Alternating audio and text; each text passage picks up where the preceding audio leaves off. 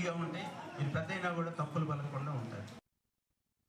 Telangana DGP CV Anand IPS Nirmal జిల్లా police కార్యాలయంలోని police అధికారులతో సమీక్ష నిర్వహించారు. జిల్లాలో శాంతి భద్రతల పరిరక్షణ, నేరాల నియంత్రణ, సైబర్ నేరాల నివారణ, ట్రాఫిక్ నిర్వహణతో పాటు ప్రజల ఫిర్యాదులపై సత్వర చర్యలు తీసుకోవాలని అధికారులను ఆదేశించారు. ప్రజల్లో పోలీసులపై మరింత విశ్వాసం పెరిగేలా సేవలు అందించాలని సూచించిన ఆయన రాష్ట్రంలో నక్సలైట్ సమస్య పూర్తిగా అదుపులోకి వచ్చిందని పేర్కొన్నారు. సమావేశంలో DGP Charusimha, multi zone IG Chandrashekar, SP Janaki షర్మిలతో పాటు పలువురు పోలీసు అధికారులు పాల్గొన్నారు. నేను ఈరోజు ఆదిలాబాద్ మరియు నిర్మల్ జిల్లాలో పర్యటించాను.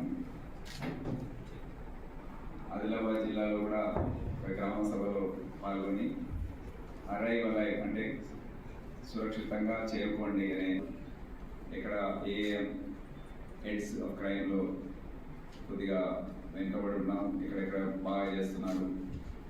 ఇంకా వేరే సమస్యలు ఏదైతే ఉన్నాయో జిల్లాలో దాని గురించి కూడా విశ్లేషణ మళ్ళీ ఏం చేస్తే బాగుంటుంది.